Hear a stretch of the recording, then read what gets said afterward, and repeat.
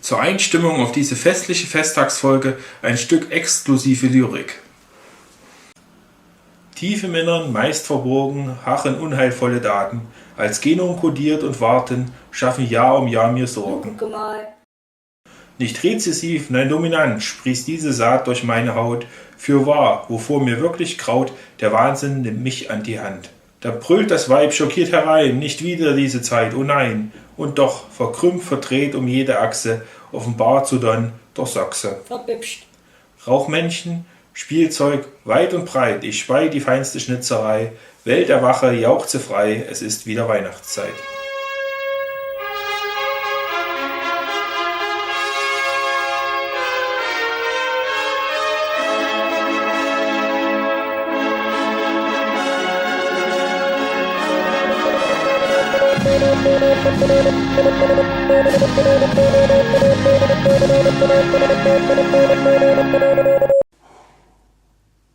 Knapp unter 4 Grad, perfektes Klima für ein Video aus der Dachkammer.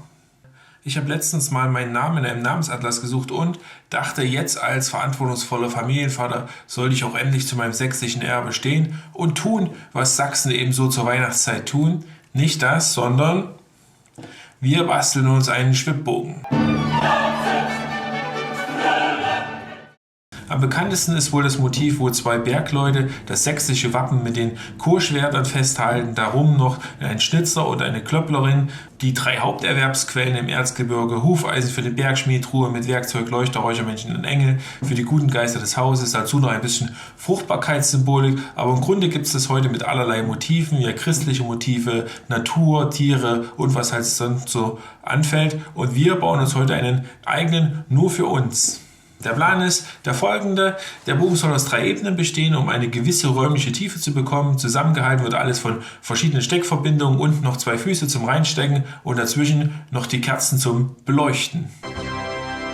Als erstes lege ich mir im Illustrator dafür eine grobe Vorlage an, um die Dimensionen in der Skizze besser abschätzen zu können. Die Beleuchtung war ein Problem, da ich definitiv zu faul bin, irgendeine fancy Elektronik da rein zu basteln, aber ich habe im Internet diese wunderbaren Funkkerzen gefunden, die ich da einfach verbauen werde. 9 Kerzen sollten es schon sein, was bei dem Steinbogen ein Problem ist, deshalb setze ich die einfach schief und krumm, auch wenn das wohl nicht ganz erzgebirgekonform ist. Die Skizze mache ich in meinem Zeichenprogramm of Choice, indem ich zuerst die Vektorvorlage importiere und dann da reinmale. Ich orientiere mich mal an dem klassisch religiösen angehauchten Motiv der Weihnachtsgeschichte, das heißt in der Mitte ein schreiendes Kleinkind und außen herum die ehrfürchtig unterwürfigen Eltern. Darüber natürlich irgendwas Göttliches. Ich wähle hier aus ästhetischen Gründen mal das Spaghetti-Monster in seiner Dreifaltigkeit aus Pasta, Soße und Hackklöpfchen. Die üblichen Stalltiere, Hirten und etwaigen heiligen Könige fasse ich unter den 3 großen H zusammen: Häschen, Hamster und Hörnchen. Der Hintergrund soll nur noch mal die gar nicht so beschauliche Alltagsszene verdeutlichen und außen herum noch ein wenig barockeske Verschnörkelung und fertig. Als nächstes nun, sobald mich die Cloud lässt, das Langweiligste: Vektorisieren. Zum Ende wird es nochmal etwas spannender. Als erstes bastle ich mir basierend auf dem Durchmesser der Kerzen die Form der Kerzenplattform. In den äußeren Ebenen soll es Öffnungen geben, durch die dann einfach gesteckt werden. Außerdem brauche ich noch Steckelemente, welche die Ebenen zusammenhalten, und entsprechende Schlitze zum Reinstecken auf den Außenebenen. Und abschließend natürlich noch die beiden Füße und auch Steckplätze dafür auf allen Ebenen. Dann alles noch ein wenig gruppieren, umherschieben, verbinden, ausstanzen und verteilen. Fertig soweit? Jetzt stellt sich natürlich die große Frage, wie kriege ich das Ding verdinglicht? Fun Fact: Frühe Schwibbögen waren meist aus Metall und wurden erst durch die Mangelwirtschaft der DDR aus Holz gefertigt, meist in privater kleiner Laubsägearbeit an der Planwirtschaft vorbei. Für dieses Maß an Handarbeit reicht meine Motivation definitiv nicht aus, und da kommt mir in den Sinn, dass ja Fab Labs derzeit der heiße Scheiß sind. Also Google angeschmissen, nächstes Fab Lab gesucht und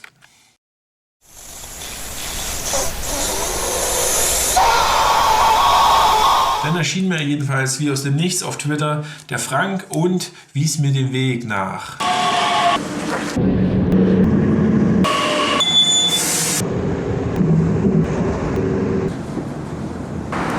Dem Eigenbaukombinat ein Megaspace in Halle, der etwas ganz Tolles besitzt, eine Lasercutter. Ein Wunderwerk der Technik, Cutting Edge, Technologie sozusagen. Allerdings mein Plan in einer halben Stunde mit dem fertigen Schwibbogen dazustehen wurde zunichte gemacht von dem einzig vorhandenen Holz dort, Birke.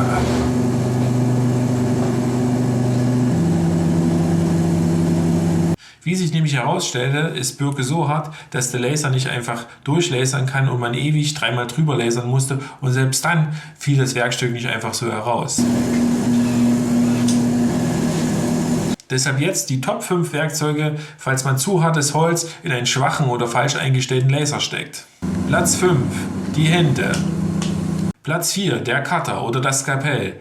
Kacke, aber gut zum Entgraten. Platz 3, der Dremel. Präzise, aber langsam. Platz 2, Laubsäge. So gehofft, dass ich das nie wieder machen muss. Platz 1, der Stechbeitel.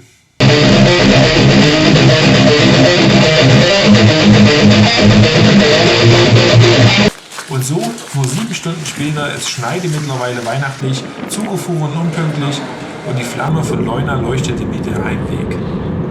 Kommen wir nun zum Ergebnis.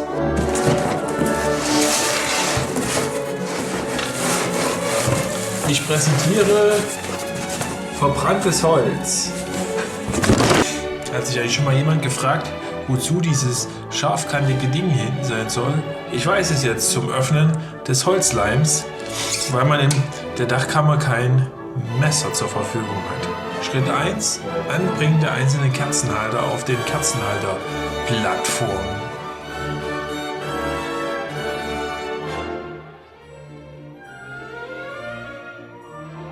Fahren wir fort im Programm mit Zusammensetzen der einzelnen Ebenen.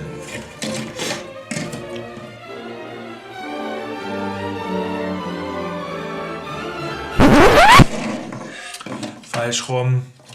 Wie man sieht, lässt sich das Ding nur äußerst schwer mit 2 Händen zusammensetzen, was mich wohl zum perfekten Möbeldesigner bei Ikea machen würde. Auch wenn es mit den Klammern gar nicht so schlecht hält, wie mein Dilettantismus vermuten lassen würde, klebe ich die einzelnen Verbindungselemente trotzdem nochmal mit ein bisschen Holzkleber fest. Als nächstes noch das zentrale Element des Mittelteils. Kommen wir nun zum zentralen Element, den Kerzen. Ich glaube, zentrales Element habe ich vorhin schon gesagt, oder?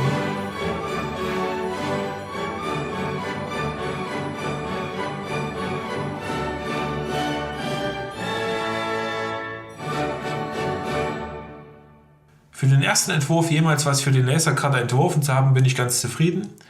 Die Steckverbindungen passen nicht ganz genau. Das nächste Mal muss ich wohl die Breite des Lasers mehr beachten, besonders wenn man mehrmals drüber lasern muss.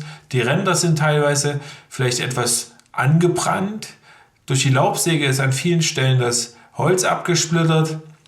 An einigen Stellen wurde der Laser nicht korrekt zurückgesetzt und an anderen die Materialdimension nicht richtig justiert. Das heißt, der Laser hat sich stellenweise selbst geschnitten.